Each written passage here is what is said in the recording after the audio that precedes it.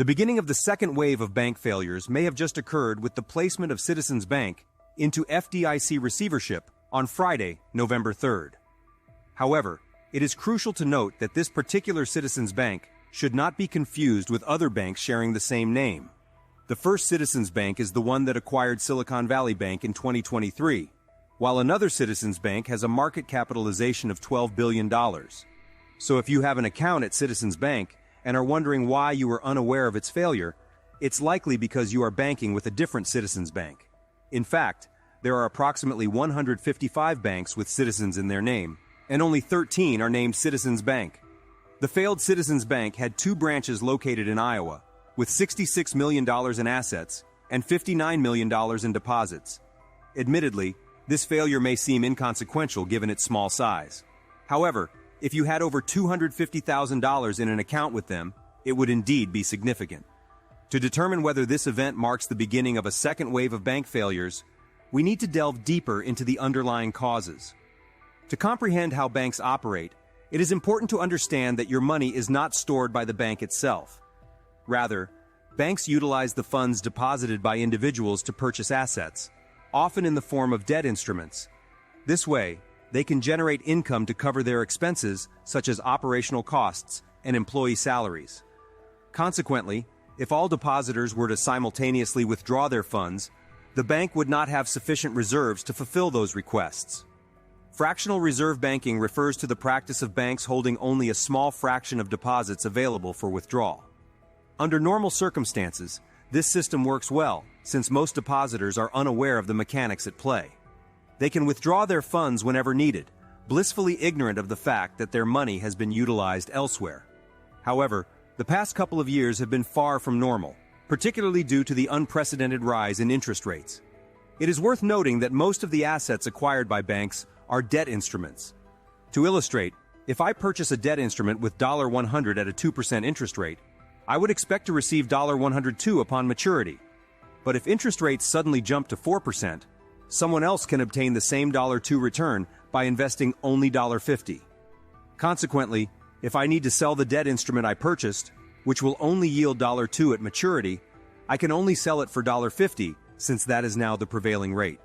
As a result, banks that heavily loaded up on debt during 2020 and 2021 are currently facing difficulties because the higher interest rates have devalued their debt-based assets. Even large banks like Bank of America and Chase are currently facing significant unrealized losses. Bank of America alone is sitting on $131 billion in losses, while Chase has $40 billion in unrealized losses. In the past, if everyone decided to withdraw their money from a bank simultaneously, the bank would typically be able to sell enough of its assets to meet the withdrawal requests. However, in the present circumstances, most banks are unable to do so. This is because the assets they would be selling are worth less than what they were purchased for, leaving them short of funds to fulfill all withdrawal requests. This is where the Federal Deposit Insurance Corporation, FDIC, comes into play. Throughout the rest of this video, I will explain in detail how the FDIC protects your money and what happens to it when a bank fails. I will also discuss alternative methods that anyone can consider to safeguard their money and even earn more than what a traditional bank account would offer. Now let's explore what happens when a bank fails and how the FDIC intervenes to assist. In the case of Citizens Bank, ownership was transferred to Iowa Trust and Savings Bank. The branches that were previously under Citizens Bank will now operate as branches of Iowa Trust and Savings Bank. During the transition, check processing will continue as usual, loan payments will be maintained, and customers will not need to change their banking relationship. The FDIC plays a vital role in bank failures by stepping in to ensure depositors' funds are protected and accessible. When a bank fails, the FDIC usually takes over and transfers ownership to another institution, as seen with Citizens Bank. This ensures that customers can still access their accounts and go about their normal banking activities seamlessly. The occurrence of bank failures often follows a predictable pattern. For individuals with less than $250,000 in their accounts, these failures do not have a significant impact on their day-to-day banking activities. While the bank's name may change on the website, door, checks, and debit cards, operations continue as usual. The Federal Deposit Insurance Corporation, FDIC, assumes the losses incurred by the failed bank, as was the case with a recent small bank, costing the FDIC $14.8 million. The process of bailing out or transferring ownership of such smaller institutions is relatively straightforward. However, when large banks fail, which are few in number but hold significant assets, the situation becomes more complicated. The FDIC's deposit insurance fund is not sufficiently equipped to cover the losses incurred by these large banks. Currently, the FDIC's fund only holds about 2% of all the deposits it insures. Therefore, if, for instance, the FDIC had to handle the failure of Silicon Valley Bank, it would deplete its entire fund. In such cases, the Federal Reserve intervenes by injecting newly printed money into the system to replenish the bank accounts. Nonetheless, it is essential to note that this process does not affect individuals with deposits under the $250,000 limit. In the aftermath of the financial crisis, a new phenomenon called a bail-in emerged.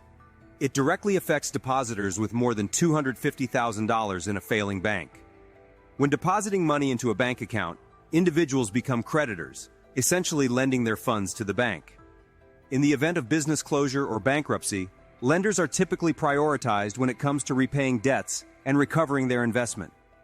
To illustrate, imagine you and your business partner open a company and take out a loan to support its establishment. However, after a couple of years, the business struggles, prompting you to liquidate its assets. If the debt amounts to $50,000 and you manage to sell everything for $100,000, you cannot simply walk away with the remaining $100,000. To ensure that you never lose money in a bank failure, there are 3 solid solutions that anyone can adopt. Firstly, it is recommended to never keep more than $250,000 in a single bank. If you have $250,000 in Chase, $250,000 in Bank of America, and $250,000 in Wells Fargo, or even multiple smaller amounts in various banks, all those amounts are covered because the coverage is per bank per person. However, if you need to keep a couple million in cash, this option may become impractical. The second solution is to consider investing in money market funds, which can be done through brokerage accounts. Money market funds function similarly to banks, as they use your money to purchase short-term U.S. government treasuries. The notable difference is that money market funds specialize in extreme short-term investments to ensure high liquidity. This means that unlike almost every bank that currently operates in a vulnerable position, money market funds carry almost no risk. Even if all investors were to withdraw their funds from a money market fund, the assets would be sold immediately, without any losses incurred. Moreover, money market funds offer higher returns compared to traditional bank accounts. For instance, Chase currently offers a mere 0.01% interest rate on cash, while Fidelity's money market fund pays 4.99%. The third option is to invest directly in Treasury bills, T-bills, which involve lending directly to the United States government. T-bills are extremely short-term Treasury investments that mature in weeks to 1 year. Presently, T-bills offer returns ranging from 5 to 5.5%. Now let's address the question of why bank failures are occurring at this particular time and whether this is an indication of more to come. The chart displayed is sourced directly from the FDIC, showing all bank failures from 2001 until now. It is noteworthy that in the years 2005 and 2006, which preceded the financial crisis, there were 0 bank failures each year. This anomaly is striking because it is unusual to have 2 consecutive years with no bank failures. Interestingly, in both 2021 and 2022, we also witnessed 0 bank failures. While history may not repeat itself, it certainly seems to rhyme. After the 2 years of no bank failures, we experienced an unprecedented surge in failures. In 2007, 3 banks failed, followed by 25 the next year, and even more in subsequent years, with most of the losses occurring initially. Similarly, in 2023, we saw a total of 6 bank failures, surpassing the losses witnessed in 2008. This pattern suggests that if it continues, the upcoming year will see a substantial increase in the number of bank failures, although the dollar amounts lost may be lower than in 2023. The recurring pattern involves a few years of normal bank failures, followed by 2 years of 0 failures, and then a year with a few failures and significant dollar losses. Subsequently, the next couple of years are characterized by hundreds of bank failures, despite the lower dollar amounts. Furthermore, it is important to consider 3 key factors. Firstly, small banks are not considered too big to fail, and will likely be allowed to fail, as larger banks will absorb their deposits. Secondly, central planners prefer bank consolidation and fewer banks, as it simplifies their control. They are not inclined to save every small bank and prefer a smaller number of larger banks.